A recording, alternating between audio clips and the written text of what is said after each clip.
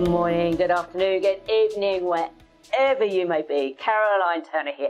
And today I am going to talk briefly, hopefully briefly, about discounts.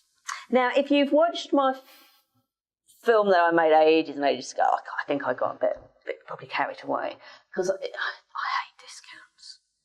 Please, seriously, sincerely, don't discount your services. It is such a damaging road to take, and once you start going down that road, it's very hard to turn around and come back from it. So, discounts. Now, if you've read my post, I'm going to give you a brief overlay of what the post is, and if you want more information, you can go and check it out. Discounts damage salons and spas. There's a number of key reasons why they damage and why you really should try to avoid using any form of discounts. First off, it damages our reputation. What we're saying to people is that, yeah, we offer this facial, yeah, we offer this colour, but actually it's not worth it. It's not worth that.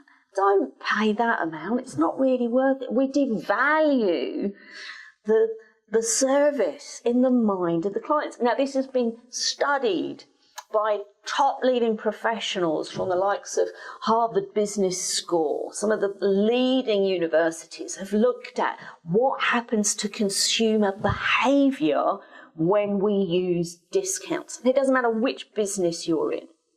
It devalues what you offer. And here's the worst thing. If that person has a discount, when they come back another time and they're asked to then pay the full amount, they don't feel it's worth it. You know, if I've only paid $70 or pounds for a cut, finish, a colour, a facial, whatever service we offer, if I've paid 70 and now you're asking me to pay 140, I don't value it at the same price. My value, the value in my head as a consumer, as a client, it drops. It drops to 70. It's worth $70. I'd pay $70, but I'm not paying 140. You know, I hate it when I see salons discount. It's just like, no, please don't do that. Because once you start on that road, you know, if you've got a top service, a key service, a core part of your business that could potentially generate so much revenue within your salon if it's marketed correctly, it's gone. You might as well just say, look, it's 70. We've changed the pricing structure and it's 70, that's it. We won't ask you to pay the 140 again. Oh, and that's such a dangerous road to go down. So you get first one, it devalues the service. The mind of the consumer no longer values that service at the full asking price. Their mind values it only at the discounted price. And getting them people to pay the full price becomes much harder. Becomes so much harder. So there's my first one. Now, as I'm recording this over here as well, not only then does it damage the reputation, let's come back down a little further. I'm going to tell you about whys. Now, do you know someone, I'm sure we all do, who doesn't like to spend money? You know that sort of, you might joke as you stand at the bar and a certain person gets their wallet or purse out and you're sort of like, oh my God, look at the moths, because they never spend money. Scientists have been able to prove, I think this is fascinating, scientists have been able to prove that our brain reacts the same way, sending out messages to our body as if it is in pain. Spending money actually hurts. Now, for some people, you may stand there and go like, I want to buy a pair of boots. Oh, I love boots. And you're not feeling any pain because you've got a pleasure to go with it. But some people's brains are hypersensitive to this. Spending money hurts. So if I've spent $70 for that colour, that facial, that service that we've had at the discounted price, when they are asked to pay the full price, it becomes more painful. That's again why when you start the cycle of discounting, it becomes harder to pull the business back, especially if you're offering discounts on lots of services. because in the mind of many consumers, not only do they not value the service as being worth 140, drop down to the 70, when they come back a second time, if they ask them to pay more for that, it becomes physically more painful. And our brain's amazing, but what it will do is it will keep a mental note. It's like a little notebook, and they go, well, I didn't think it was worth $170, and it was actually really painful paying for it. And they won't return unless there's another discount. And so we start the cycle of no one's booking for that key service, so let's offer a discount, because when we did a discount, we got lots of people in. And those same people will repeat and come back in, but only when we discount. Now, I'll tell you a little story.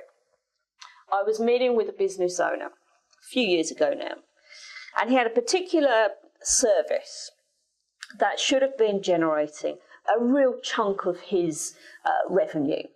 But it wasn't, and I could look at the figures, and it was sort of like, you've got the client numbers there, but the revenue's really low. The revenue's really low. So, let's work this out. Where is it? Because that really should be generating much more.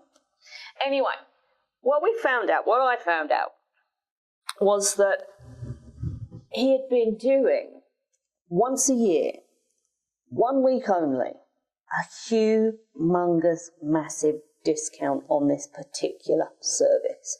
No limits to how many the clients could buy.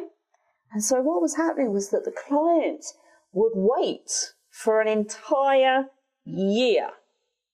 And on that 1 week, they would come in and they would buy a year's worth of the service. Now, in our brains, we have something called dopamine. Dopamine is a hormone, a messenger that we should be using to develop and support our team growth.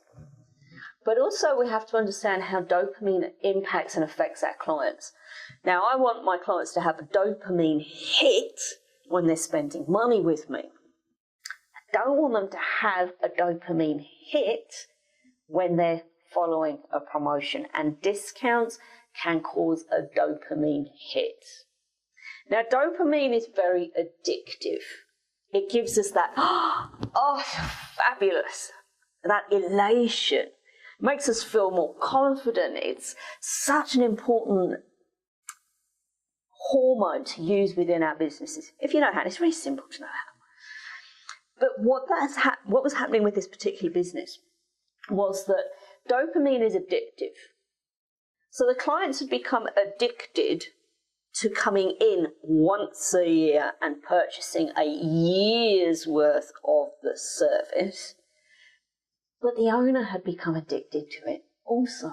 See, in that week, with everyone coming in and spending quite a big amount of money in that one hit, when he looked at his closing week, if it was on 20, 30, 40,000, to him it was like, oh, it's brilliant, 40,000, yes. But the discount was so high that the service was then loss-making. So for an entire year, apart from anyone else that he could attract in, the core clients of the business were using the service just at the discounted rate. Discounts are addictive, which is then my third reason why I don't like discounts. I look at it that we have 3 key types of clients we want to attract. Relationship clients, they spend money. That's who we want. Transaction clients, they are only interested in the price. They are often highly demanding, expect everything for nothing, can appear as if they are rude. It can be argumentative. They're difficult people to please. And the in-betweeners. And when you discount, if you're discounting to the big wide world, your community audience, what you will attract more of is transaction clients. They have no loyalty. Their only interest is the price, and that discount will pull them in.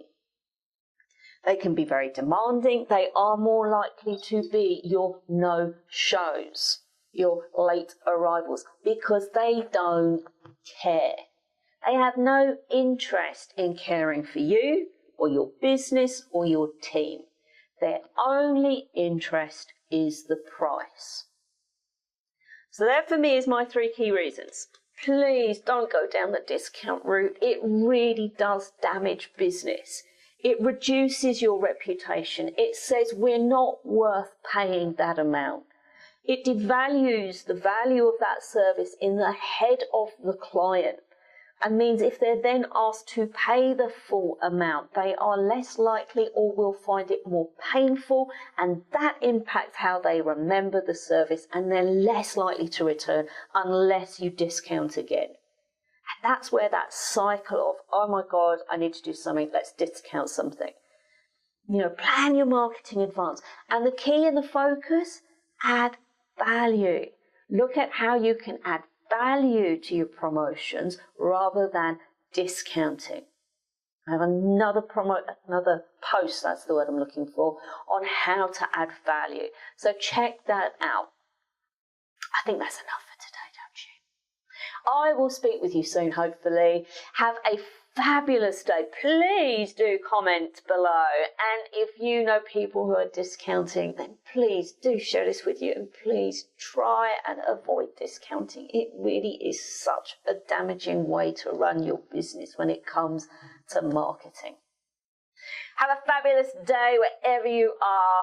Ciao, ciao. See you soon.